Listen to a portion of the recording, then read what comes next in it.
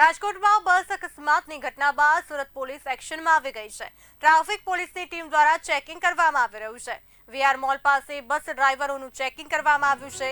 Breath analyser machine દ્વારા checking કરવામાં આવી રહ્યું છે। બસ ડ્રાઈવરોના લાયસન્સ ચેક કરવામાં આવી રહ્યા છે। રાજકોટમાં બસ અકસ્માતની ઘટના બાદ સુરત પોલીસ એક્શનમાં આવી છે।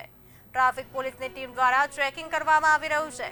વીઆર મોલ પાસે બસ ડ્રાઈવરોનું ચેકિંગ કરવામાં આવ્યું।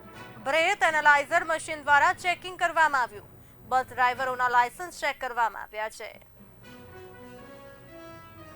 જે ગુજરાત રાજ્યની અંદર હાલમાં ઓવર સ્પીડિંગ અને ડ્રિંક એન્ડ ડ્રાઈવના જે બનાવો બને છે, જેમાં આમ જનતાને ભોગ બનવું પડે છે, એના અનુસંધાનમાં ગુજરાત રાજ્યના જે બનાવો અકસ્માતના છે એનો ઘટાડો લાવવા માટે આજે અમારા સુરતના પોલીસ કમિશનર શ્રી અનુપમસિંહ ગેહલોત સાહેબ, અમારા જોઈન્ટ સીપી શ્રી રાઘવેન્દ્ર વત્સ સાહેબ, અમારા ડીસીપી અમિતા વનાણી સાહેબ અને અમારા એસીપી શ્રી ટંડેલ સાહેબે એક ટીમ સ્વરૂપે બીઆરટીએસની બસોના ડ્રાઈવરોનું ડ્રિંક એન્ડ ડ્રાઈવ અંગેનું ચેકિંગની એક ટીમ બનાવી અને અમને સૂચના આપવામાં આવેલી હતી। જે અનુસંધાને આજરોજ વીઆર મોલની સામે આવેલા બીઆરટીએસ બસ સ્ટેન્ડ તથા આજુબાજુના બીઆરટીએસ બસ સ્ટેન્ડની અંદર જે બસો આવે છે એને રેન્ડમલી એના ડ્રાઈવરોના ડ્રાઇવિંગ લાયસન્સ અને એમનું બ્રેથ એનાલાઇઝર વડે અમે ચેકિંગ કરેલ છે, જેમાં કોઈ પણ ડ્રાઈવર ડ્રિંક એન્ડ ડ્રાઈવ કરતો મળી આવેલ નથી।